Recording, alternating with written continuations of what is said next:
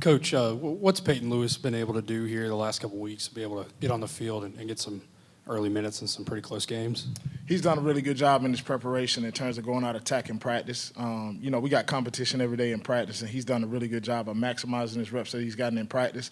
And then same situation, when he gets in the game, he's maximizing his opportunities too, and the confidence is growing the more and more he gets out there, and you can see it as he's playing right now.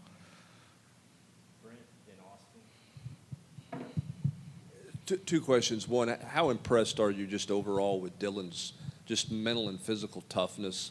And two, when you have someone playing like that, how hard is it to play more than two backs in a game? Been very impressed with him. Number one, the stamina that he's been able to produce, especially in this stretch that we've been going on after the bye week.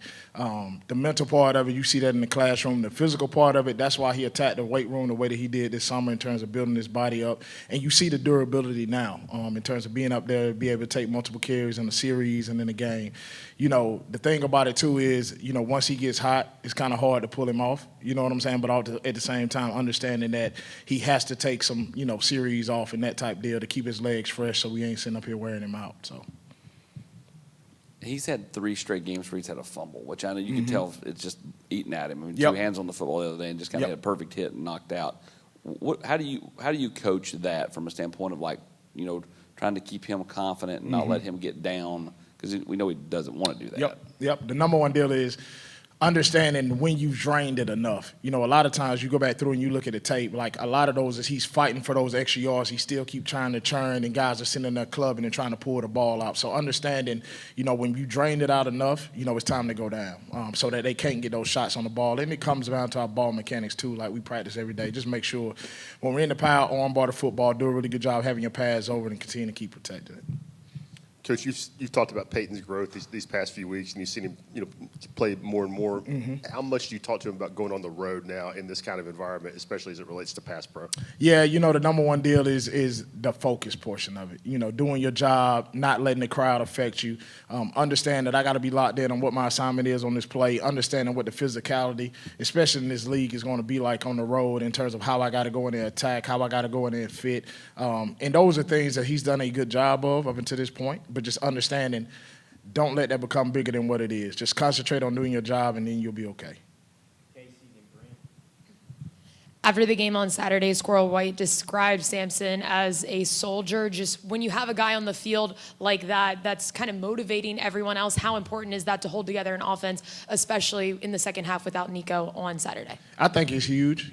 Everybody sit here and, number one, they look at Samp as the leader, not only as an offense, but as a team leader as well. And then, when he gets hot, the whole team rallies up. When he makes a big run, the whole entire sideline becomes energized. So, he's a spark plug, for the whole entire unit for us on offense. And I think, sometimes when you need that little uplifting, and not just him on the field in terms of playing, but it's also on the sideline too. Being able to go uplift his teammates when things are kind of, in a little rut right now. When sometimes teammates may be trying to make a play sometime and they're pushing a lot, he's always there to calm them down. So I think holistically, he does a really good job of being that for the team.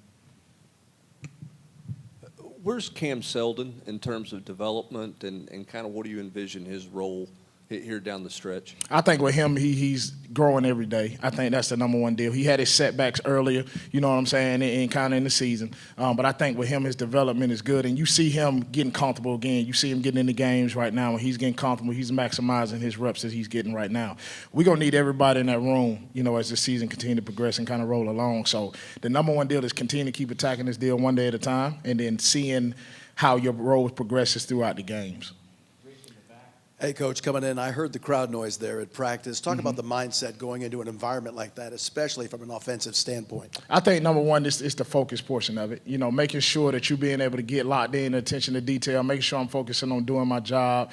And you can't make it bigger than what it is. It's the same situation when we're playing at home. Our home field advantage in terms of our crowd is really, really good. So when you go on the road, you kind of expect that same situation. So we sit up here, we make sure we're doing a really good job from a preparation standpoint, but also when it gets into the hay of it, man, make sure I'm locked in on doing my job, and then I can focus in one play at a time.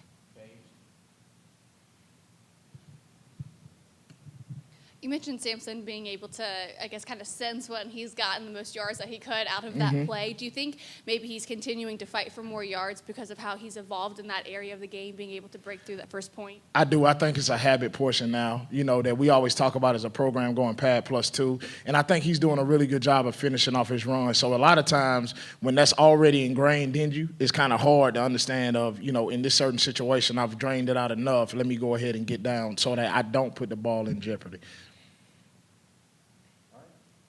Cool.